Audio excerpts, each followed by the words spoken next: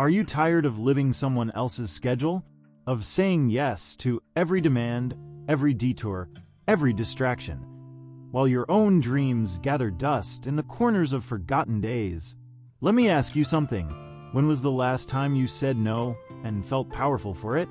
We live in a world that worships productivity but forgets purpose, that measures worth by how much you do, how many calls you answer, how many plates you spin, never asking if any of it truly matters to you. But here's a truth they don't teach in school. Every yes is a no to something else. And more often than not, it's a no to yourself. Saying no isn't selfish. It's sacred. It's strategy. It's survival. And once you master it, you don't just get your time back. You get your life back. Let's begin with a hard truth.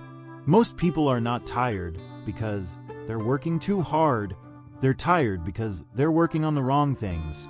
They're exhausted from carrying the weight of everyone else's expectations, running errands that don't matter, attending meetings they don't belong in, saying yes to obligations they never agreed to, just to be liked, accepted, or avoid the sting of conflict. But make no mistake, every unnecessary yes is a slow leak in the soul.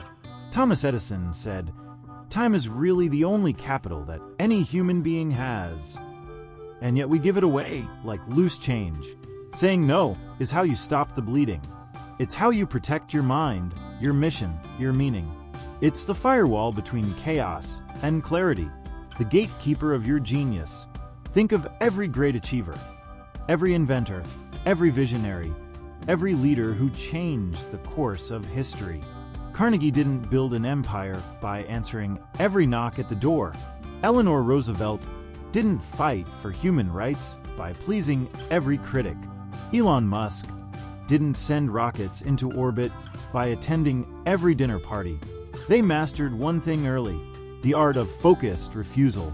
Because no matter how brilliant your ideas are, you will never change the world if you're too afraid to disappoint it. Saying no is simple, but it's not easy, especially when you've been conditioned to believe that no is rude or cold or unkind. But let me tell you something, a kind no is kinder than a resentful yes. So how do you begin? How do you build that muscle? It starts with boundaries. You must become the architect of your time. Every hour should have a purpose, and every request should be measured against it. One powerful method? The yes, but technique. Yes, I'd love to help, but I'm at capacity this week. Could we revisit next month? You offer value. You remain kind, but you stay true to your mission. Another? The no, thank you. Short, direct, respectful. You don't owe the world a thesis every time you protect your time. Sometimes, a graceful no is all the explanation needed. And then, there's the ultimate weapon of time warriors. Silence. You do not have to reply immediately. You can breathe, reflect, ask yourself, does this align with the person I'm becoming? If it doesn't, you already have your answer. Remember, your life is not a public sidewalk. It is a sacred path, and not everyone gets to walk on it. Here's the cornerstone. Saying no isn't just about rejection.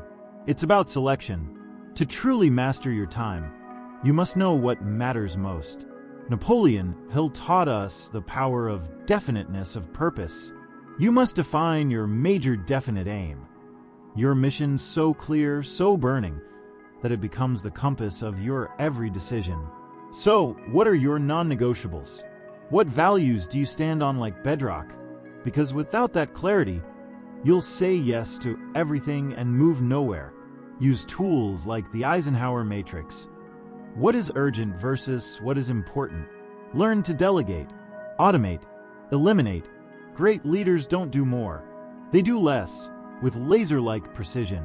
They don't touch every brick. They lay only the cornerstones. Like Henry Ford, who didn't build cars by hand, but by systems. Or Steve Jobs, who wore the same outfit every day to save energy for what truly mattered: vision. Simplify your world, and you will multiply your power. Now, let's talk about the hardest part. disappointing others. Yes, you will lose some invitations, some approvals, some applause. But remember, you are not responsible for other people's comfort.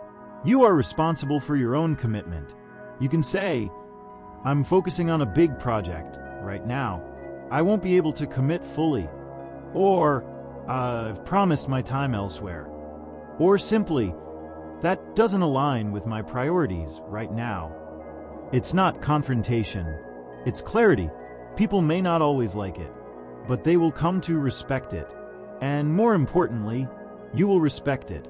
Because with each courageous no, you train your nervous system that you are worthy not just of survival, but of sovereignty.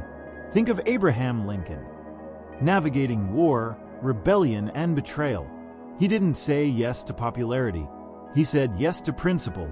Sometimes, standing firm in your truth means standing alone, but it also means standing tall. Here's the reward no one tells you about. When you learn to say no to the wrong things, you finally say yes to the right ones. Yes to deep work. Yes to slow mornings. Yes to peace, to purpose, to progress that feels like joy, not exhaustion. You begin to feel present in your life, not just performing it. You make space for the people who truly matter, the dreams that light you up, the sacred stillness that refuels your soul. This is not just time management. This is life management. Because life is not about doing it all. It's about doing what matters. And the most powerful lives are not the ones filled with yes. They are the ones sculpted by no's. Like Michelangelo carving David, not by adding clay, but by removing everything that wasn't masterpiece. You are the sculptor. And every no you say is a chisel to your destiny. So stop apologizing for protecting your time. Stop shrinking your dreams to fit inside someone else's urgency. Stop pretending you can say yes to everyone and still say yes to yourself. From this moment forward, let no become your declaration of purpose. Let it be the sword that cuts through distraction. Let it be the flame that clears the forest so your future can grow. You don't need permission. You need priorities. This is your time, your energy, your one precious life. Guard it like a treasure. Use it like a weapon. And shape it like a masterpiece. Say no, so that you can finally say yes to you.